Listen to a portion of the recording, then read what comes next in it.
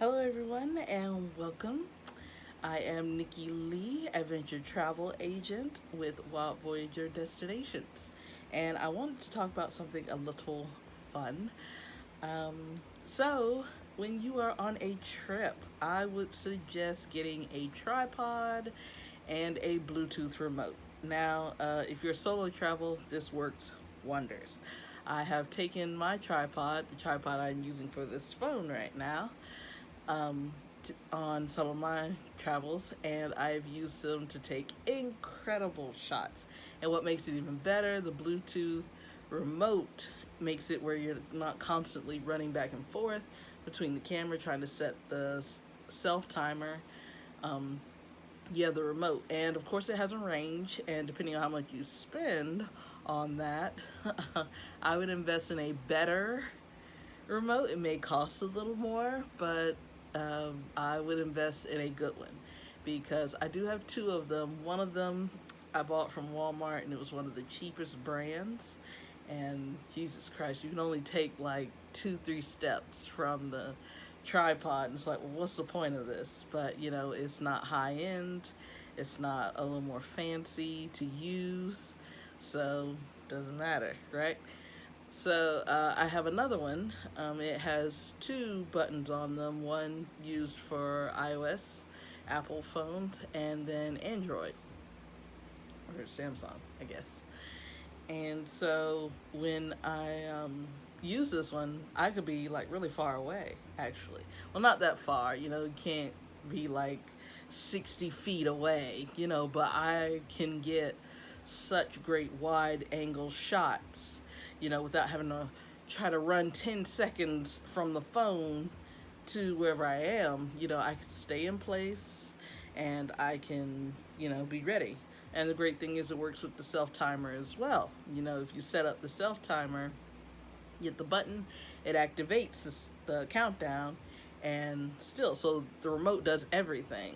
And so I don't have a specific brand to use because I would rather you search for one that may fit your needs. And try to get one that comes with a wrist strap because they're little itty bitty Bluetooth things, and they're so easy to lose. You can drop them very easily as well. So you want to be able to hold it, and then when you're dealing with your tripod trying to get it all fixed and worked out, you don't want to be trying to work at it with the remote in your hand. Just let it fall, it dangles on the wrist, and you don't lose it, and things like that. So invest in those. And even if you're not doing solo, if you're doing a group trip, this would be perfect. A tripod would be great. That way you're not having one person being out of the photo having to take the picture, or you don't have to go and balance it on a tree limb to try to get it, stable. I mean, you do what you have to do, but get a tripod. And with the tripods, you want to look for different sizes.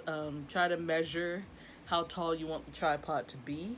I have 3 tripods, and they're all different sizes. I have one that is as tall as I am, where I can have my phone right at my eye level, and then I have another one that's a bit shorter.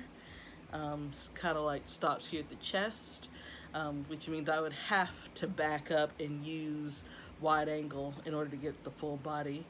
And one more piece, all tripods, well, most of them probably won't come with the mount for the cell phone. You'll probably have to buy that separately.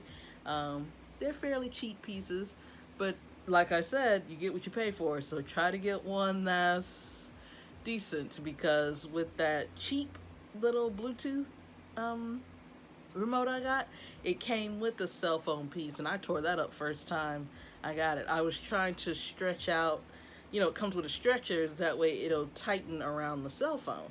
Well, I'm trying to like adjust it, and the whole thing just came off the rack, and now I have to hold it together with a rubber band. And that's a pain in the butt, because when I go to swivel to landscape view, it there's no support there to hold the phone, so of course the phone keeps falling and it defeats the purpose. So invest in a tripod, a cell phone mount that attaches to the tripod, and a Bluetooth remote. Get one, invest.